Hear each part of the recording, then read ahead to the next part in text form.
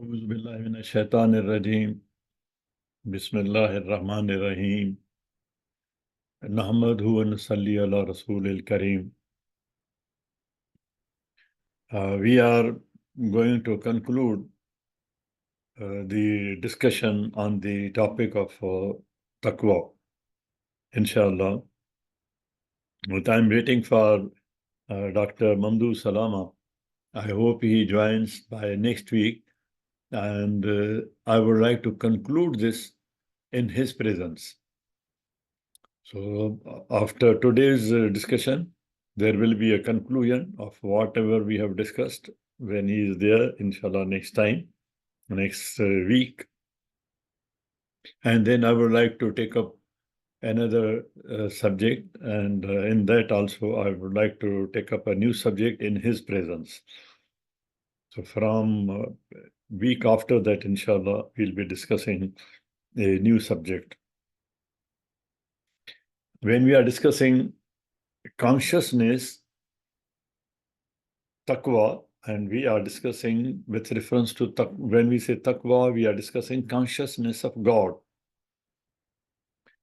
So for any moral evolution, which was part of the general evolution, say cosmic evolution, then human evolution, and then within that moral evolution, for moral evolution, the basis was required.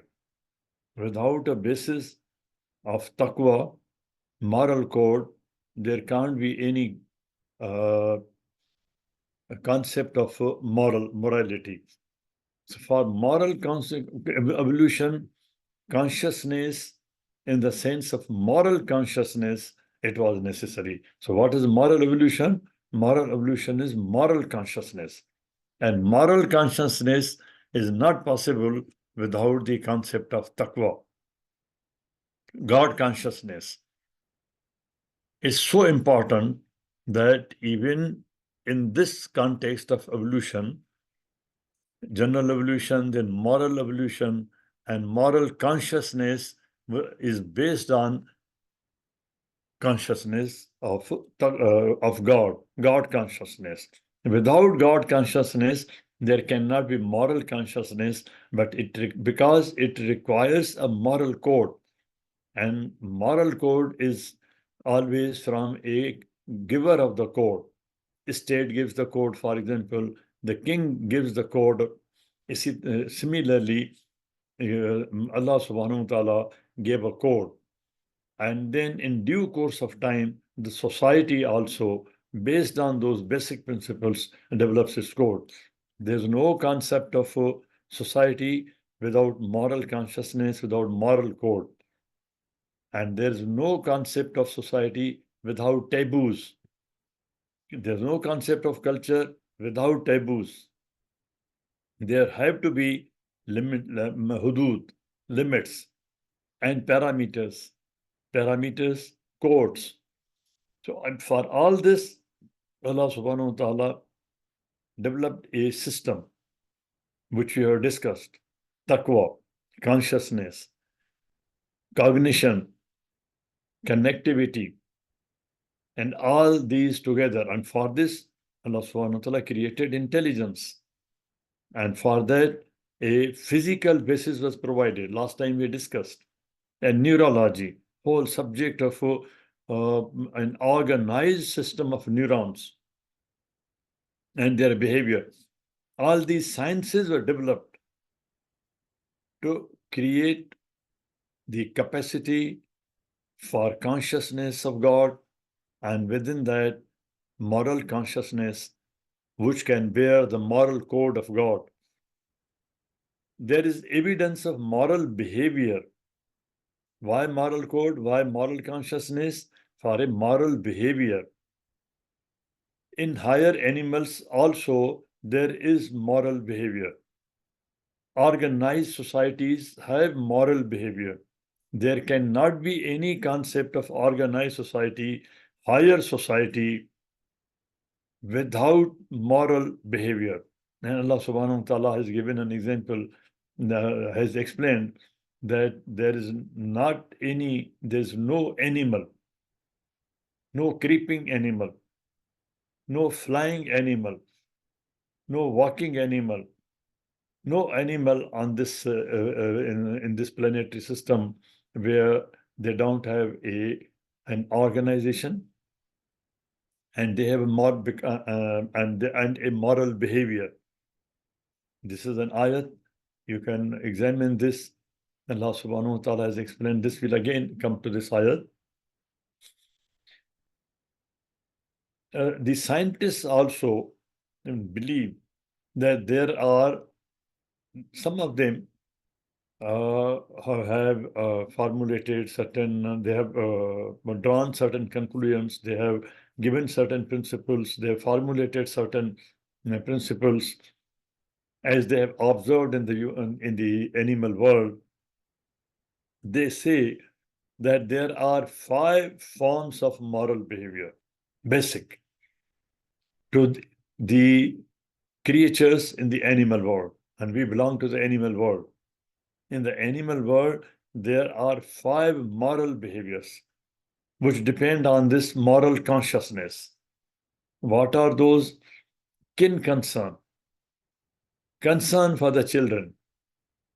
We sacrifice everything for the children. We have concern for the children, how they are living, how they are growing. Are they getting enough food? Are they getting protection? Are they protected? Are these concerns kin concerns? These concerns at different degrees, different levels, they are in the animal world. This is one of the form of moral behaviors. For example, crocodile lives in water, but it lays its eggs on the ground. And when the offspring are hatched, it brings regularly food for them, comes out, brings their food, feeds them, and then goes back into the water. Kin concern. Then reciprocity. Reciprocity is not only a social behavior, but it is a part of a moral behavior, which is because of the moral evolution, consciousness. We as human beings have lost understanding of these things, but these are very much ingrained in the biology, in the genetics. Reciprocity. There is a hadith, Prophet, peace be upon him, says that reciprocity is part of Iman. Someone is good to you, be good to him. Golden rule.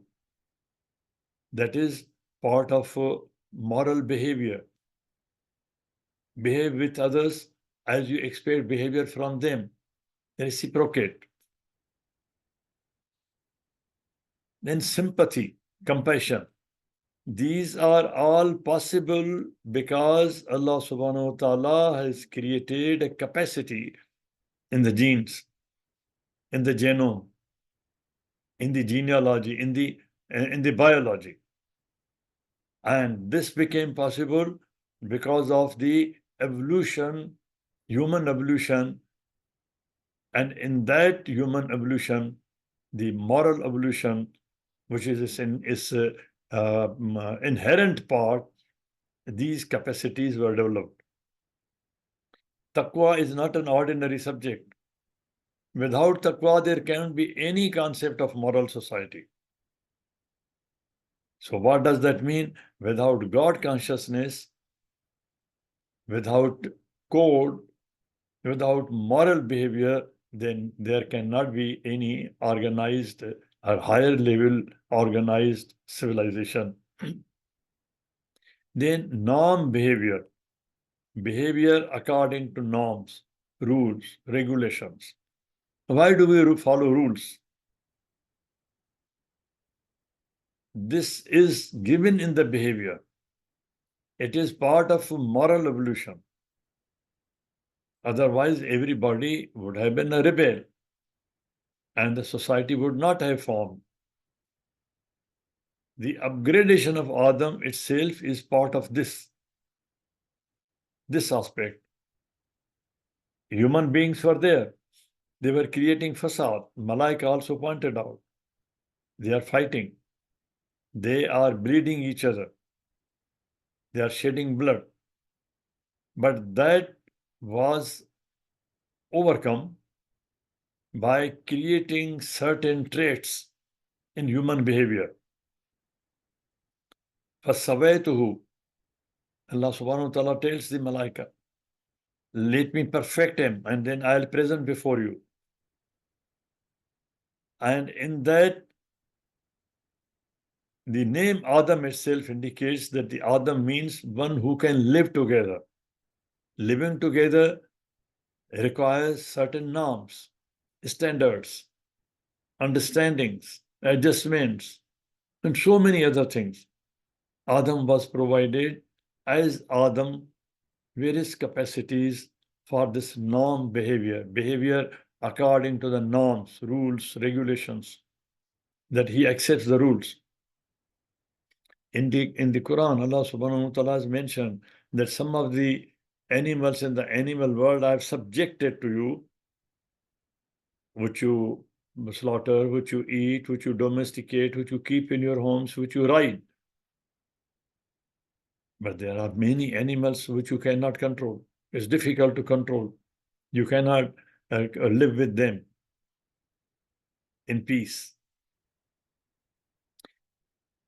In those animals which we can domesticate, live with them, ride on them, control them easily, these are all matters of evolution, moral evolution, that they accept the norm behavior. You tell a dog, do this thing, he does it. Don't do this thing, you train it. He doesn't do that. Norm behavior. Then inequity aversion. This is also part of taqwa. Don't do zulm, and no zulm will be done to you. This is the principle. Don't accept zulm. Aversion for the inequality, for inequity. Don't accept it. And any struggle against inequity is jihad. That is why it has been included. This is part of normal behavior. Norm behavior. This is part of moral behavior. These are all aspects of taqwa. Now you see that what we think of taqwa. We just think that I have offered nafil, I have done umrah, that is sufficient. But all these aspects of higher human considerations and society are missing in our concept. That is why we are suffering in the world. We are being humiliated because we don't have any concern for these things. We are losing them every day. This is part of taqwa. Unless we understand what is taqwa, we cannot correct our behavior. We cannot correct the behavior of our children, of the family, because we think that we are following the normal standard created by a modern world, the developed world, particularly the Western world. That is the standard for us. Again, reconsider this ayat which we saw earlier. There's not an animal on the earth, not a being that flies on its wings, but they live in organized communities like you. This is the translation of this ayat. They live organized life, organized communities. They live as organized communities like you. What does that mean? Organized communities means they have moral code, they have moral behavior.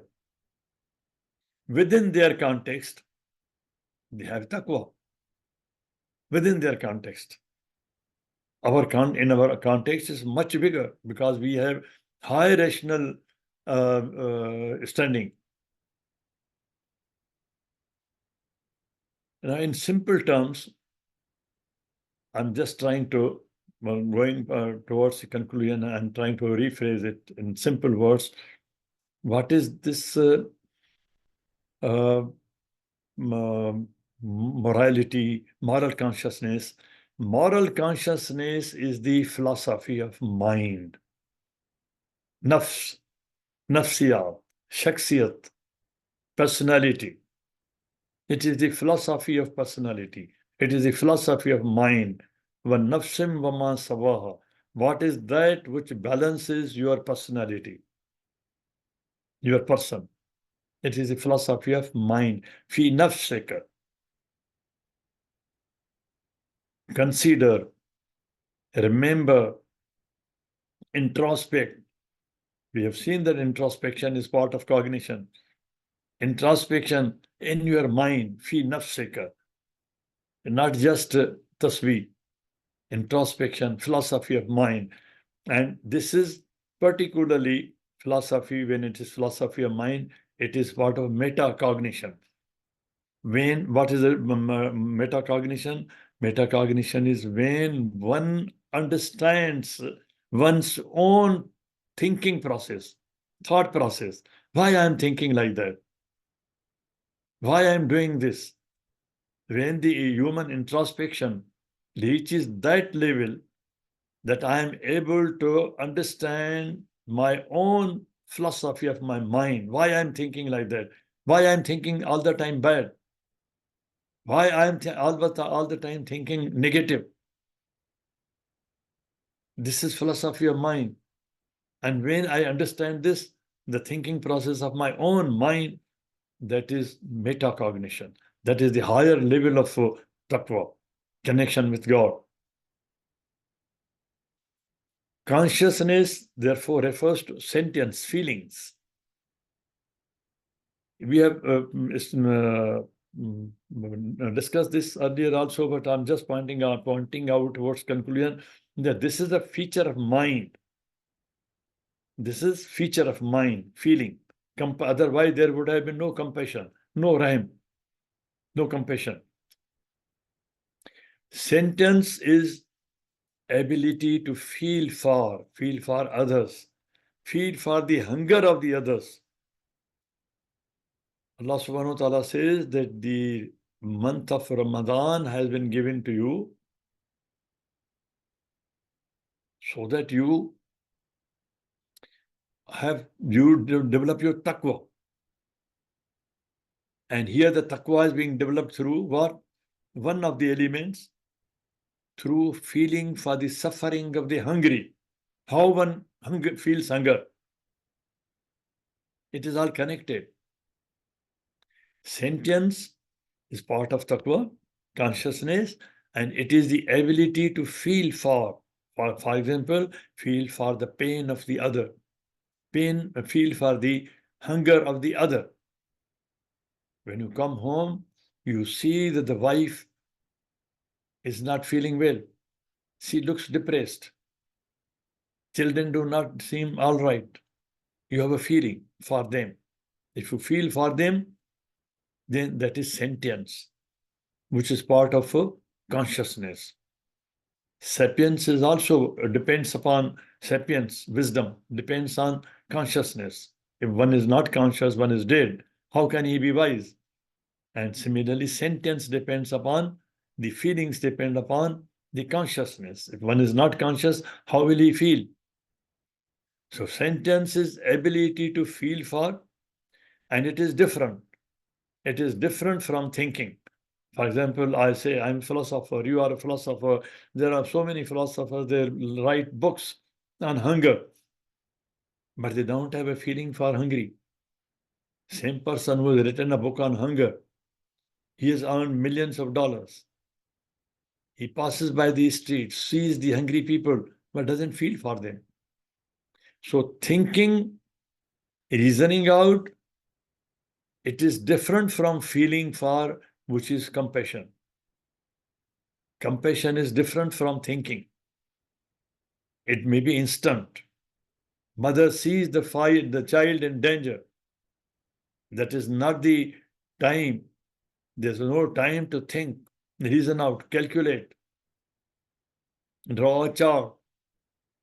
The mother plunges into fire to save the child. It's not because of thinking, it's because of feeling for, that is, it is because of the sentience, and this sentience is part of taqwa, that you feel for others. The Quran and the Sunnah, the Ahadith, they all tell, feel for the neighbor. If your neighbor is in trouble, come out to help him, help them. If you don't help them, tomorrow the same situation can be for you. If you want to keep the society clean of the crime, help each other, particularly when the other is in trouble. Other, feel for the other. This is the basic. These are matters of taqwa. We have all lost them. There is a cry from the neighbor. We don't bother. There's a hungry in the neighbor. And the Quran says, the Hadith says, that if there is a hungry person in your neighborhood,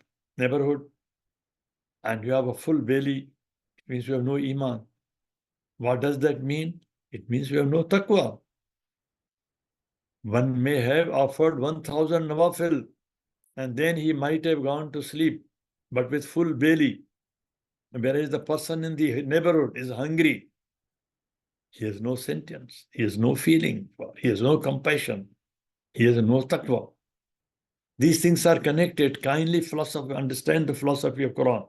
Study the philosophy of Quran, how it presents its philosophy. There is difference between ability to perceive sensations from ear, we hear the voice, sensation from the tongue, we can eat, we taste, sensation from the eyes, we see things. There's a difference between ability to perceive sensations, and ability to perceive emotions. Now here, taqwa plays a very important role, the basic role, which we don't understand. 24 hours on YouTube, on internet, in the society, in the markets, in bazaars, in streets, we see so many things which are creating sensations. We hear so many things which are creating sensations. When these sensations start affecting the emotions, it means they have some effect. They have some effect for the emotions. And we are becoming immune.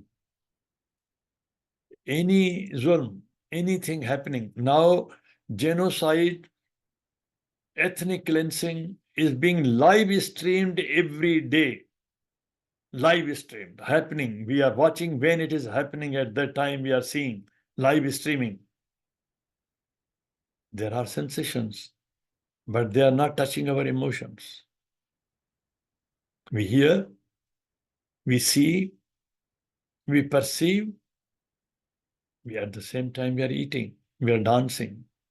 At the same time, live streaming is going on, and you have seen on the TV, on the net also, in the media also. The live stream of killings is going on, genocide going on, and people are dancing. These programs are going on every day. Sensations and emotions. If there is no taqwa, then there will be no positive emotions. Do we have taqwa? Do these sensations create any emotions which are positive? Because we have no taqwa. We have no connection. We have no connectivity. We have no concern, kin concern. We have no compassion, rahim. All these are elements, ingredients of taqwa.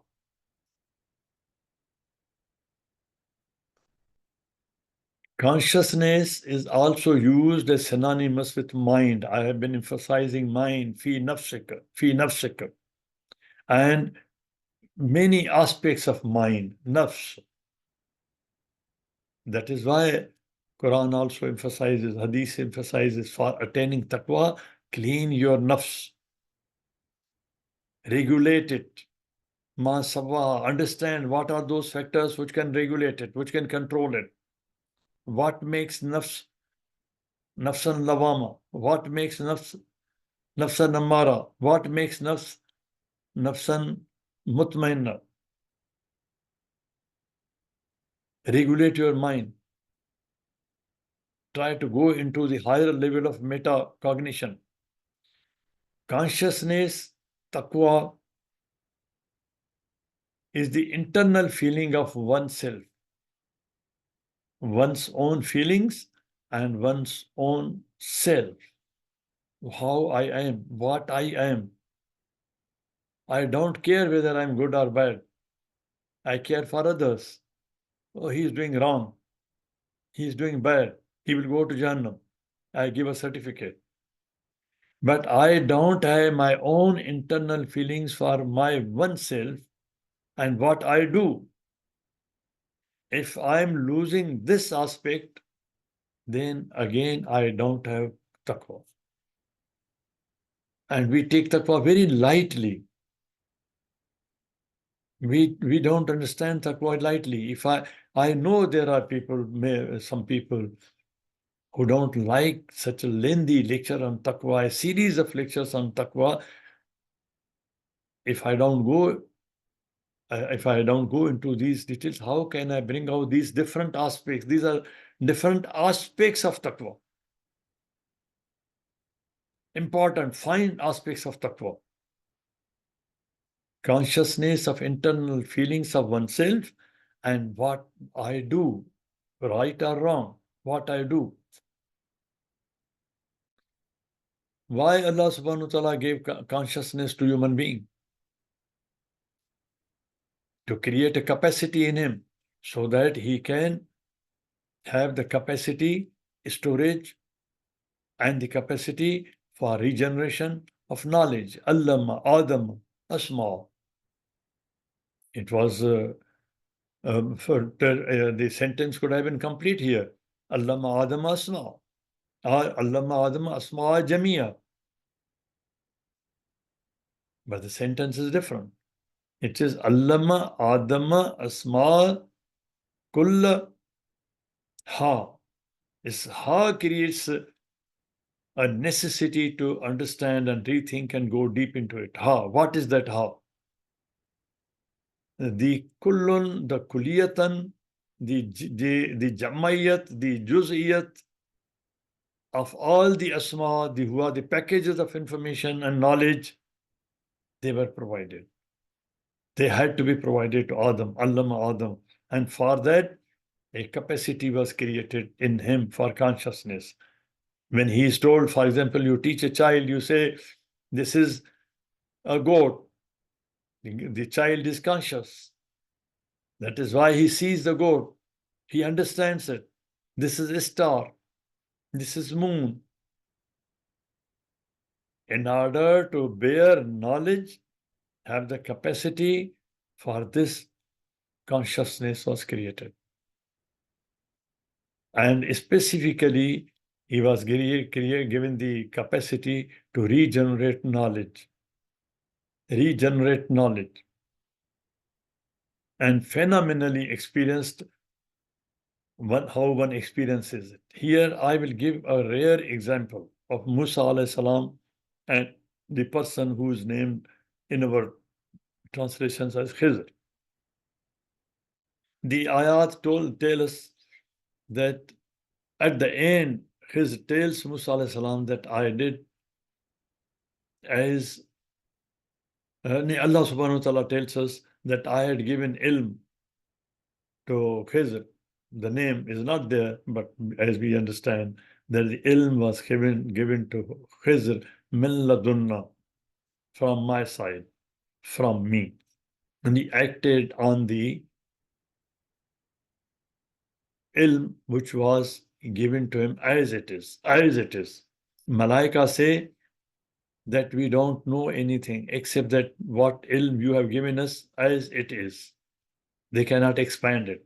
They cannot regenerate it because they cannot think.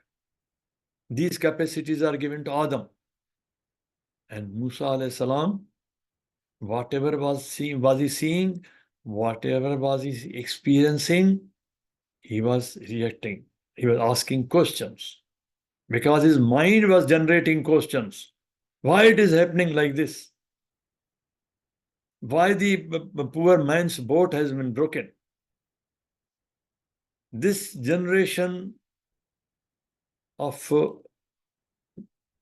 information, knowledge creates introspection. And how he was experiencing, he was expressing, articulating. And you see, although Khizr was given ilm from Allah subhanahu wa ta'ala, but these two things were not taking place, and these were evident in the questions of Musa alayhi salam.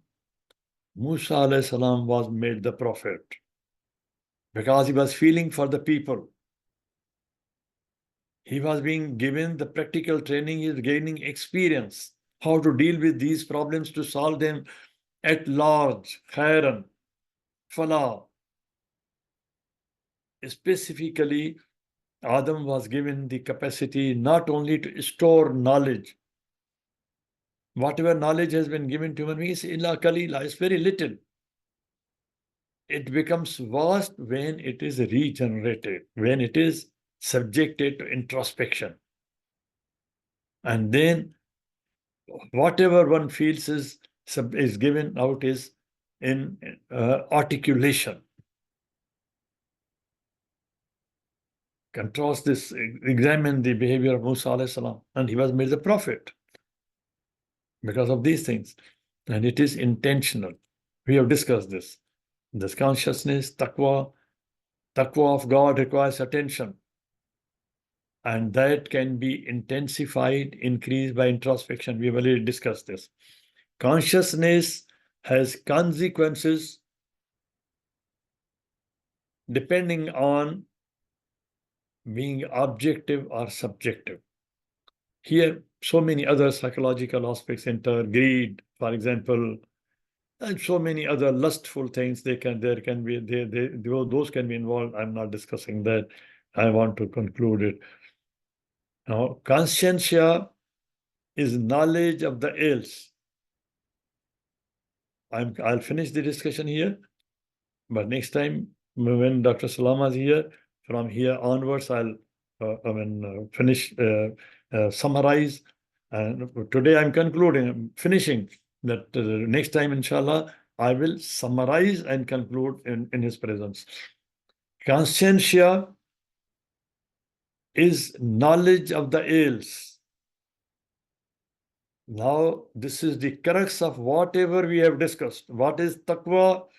Taqwa is the knowledge of the else, beyond me, above me, outside me. What is the world?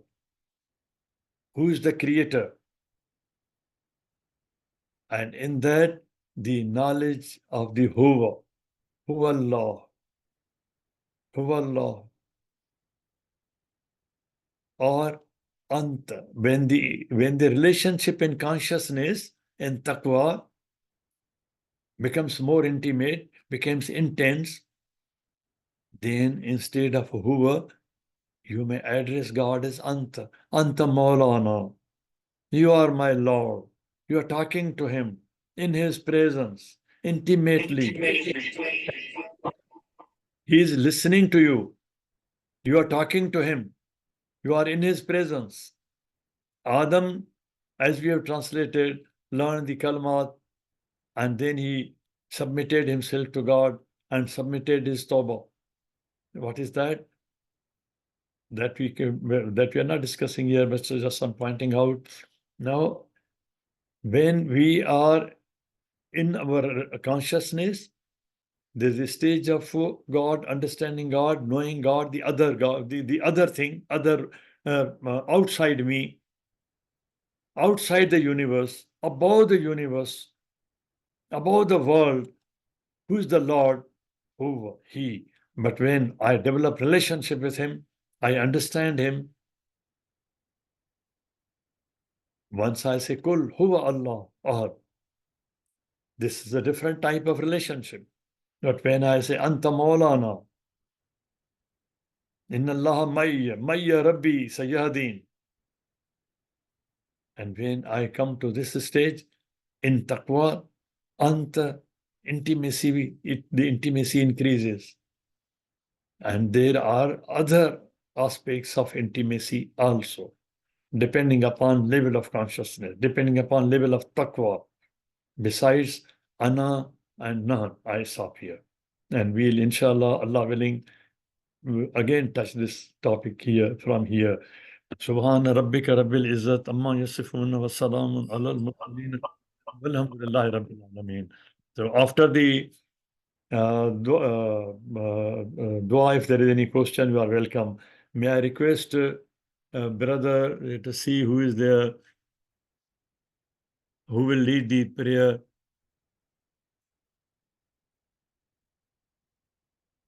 May I request brother Kadura? Assalamu alaikum. Assalamu alaikum, sir. Will you lead the dua? Thank you very much. الحمد لله رب العالمين وأفضل الصلاة والتسليم على سيدنا محمد وعلى صحبه أجمعين. اللهم علمنا ما ينفعنا وانفعنا بما علمتنا. اللهم بارك لنا في brother Justice Shahzado, and Sidna from his knowledge and his ilm, inshallah. اللهم ألهمنا الصبر. اللهم اجعلنا مما يستمعون القول فيتبعون أحسنه يا رب العالمين. اللهم كن مع أهلنا في غزة وفي فلسطين. اللهم اجعلنا from people who can, they're conscious, move with the emotions according to what Justice Shahzado explained to us to increase our taqwa, inshallah. وآخر دعوانا الحمد لله رب العالمين والصلاة والسلام على سيدنا محمد وعلى آله وصحبه أجمعين.